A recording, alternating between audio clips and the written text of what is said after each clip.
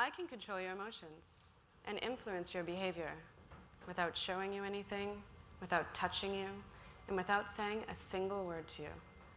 This power, most people, they rarely think about it.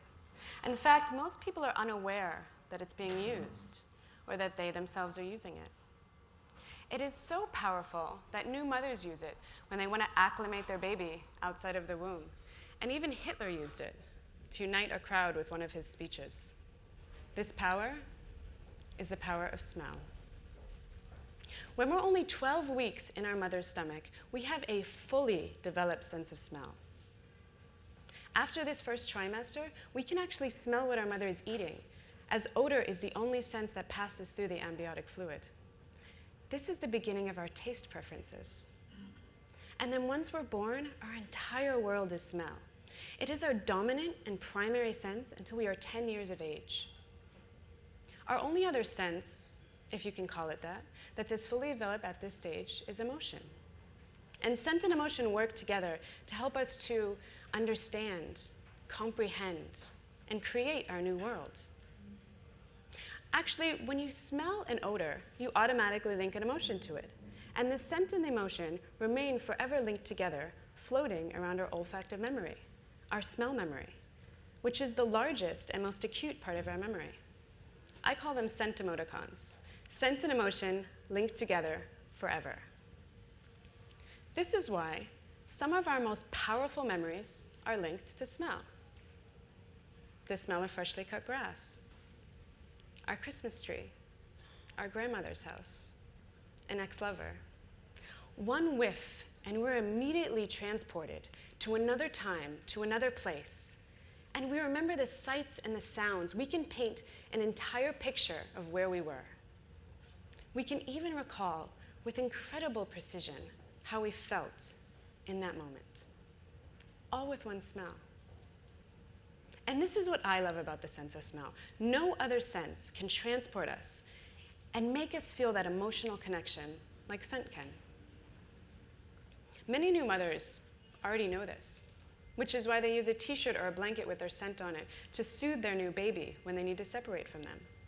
This allows the child to still feel safe when the mother is no longer holding them. At this stage in life, we imagine that touch is the most important. But a child, a newborn child, will allow its mother to stop holding them if her smell is there. And the research on Hitler is amazing. He would have his people come in hours before he was to give a talk, spray the entire arena with scent, so he could create the mood, even before he took the stage. And it's not just mothers and dictators who understand how scent can influence behavior. The power of scent completely transformed the way Procter & Gamble market laundry detergent. For years and years, the value proposition for laundry detergent was, get your whites whiter and your brights brighter. Because when people were asked in focus groups what was important to them, this is what they said. And so various brands competed. One would use bleach, one would use oxygen, another would use chloride. But then in the 1980s, Procter & Gamble decided to do some research. So they hired a clever anthropologist to go into people's homes and watch them do their laundry. And this is what they discovered.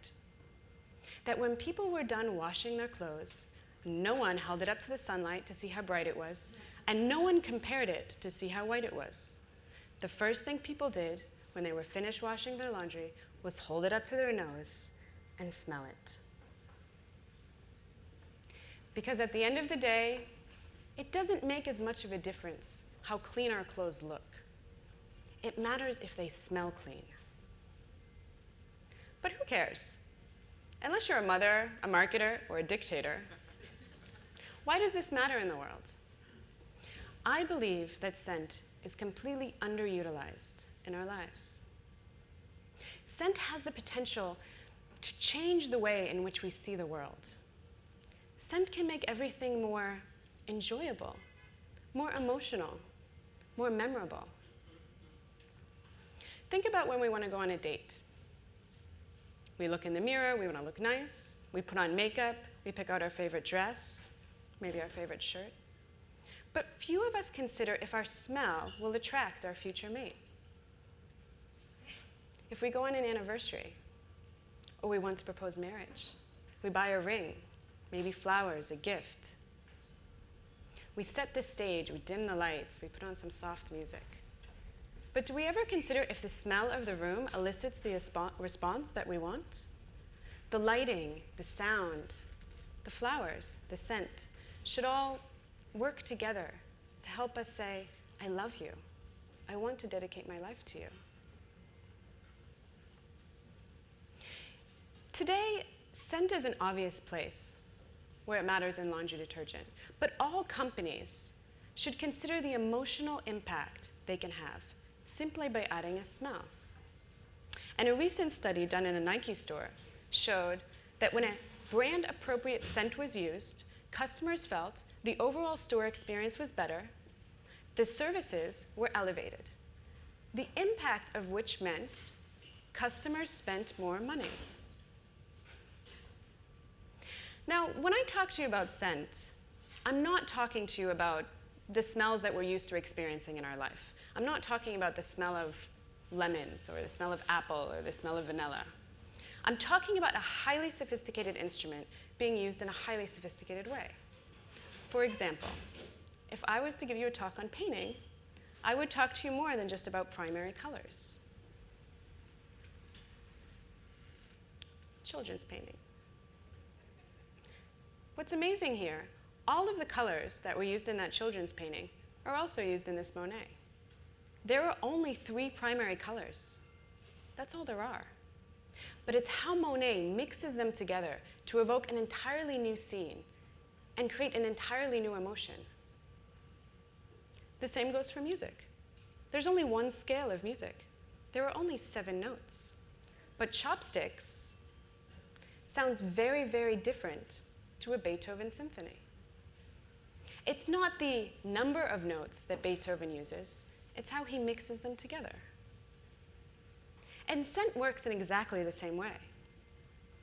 It's not the primary colors or simple ingredients or big notes. We can paint a Monet or create a Beethoven symphony with smell. And this is what fascinates me. And this is what I have dedicated my life to finding all of the grand paintings and all of the master symphonies that I can compose for your nose. And here's the best part. Whether you like Picasso more than Monet, or whether you prefer Bach to Beethoven, the smells that you like or don't like are not your own subjective opinion. They are rather almost entirely formed by your culture, your generation, and your living environment from the first 10 years of your life. The smells that you find good, pleasant, pleasurable, or bad, unhealthy, even gross, you learned when you were a child. Your baby products, your suntan products, your floor cleaners, your laundry detergent, your toys, your food, the list continues. What's important about these products is that they change, region to region, culture to culture, generation to generation. For example, Americans born before the 1940s associate the smell of wood with their childhood because their toys were made from wood. Americans born just after the 1940s started to associate the smell of plastic and Play-Doh and crayons with their childhood. It's difficult for us to explain why we like something and why we don't. Our sense of smell lives in the part of the brain called the limbic system, and the limbic system has no capacity for language. So while we can describe a smell in simple terms, we can say it's fresh, it's floral, maybe it's too strong, we have a very difficult time saying why we like it or we don't. Even some of us, we can describe a smell in great detail, like a wine expert or a professional nose. We still can't tell you why we like it or not. And although the limbic system has no capacity for language, it is responsible for emotion. So while you can't tell me why you like something, you can tell me how it makes you feel. And how do you feel right now? Breathe in.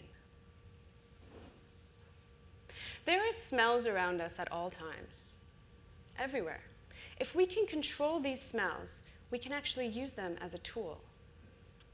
I want to create and use smells that make people feel better when they're sick, to make people feel happy when they're sad, to make people feel safe when they're displaced, to make people feel inspired and connected and loved.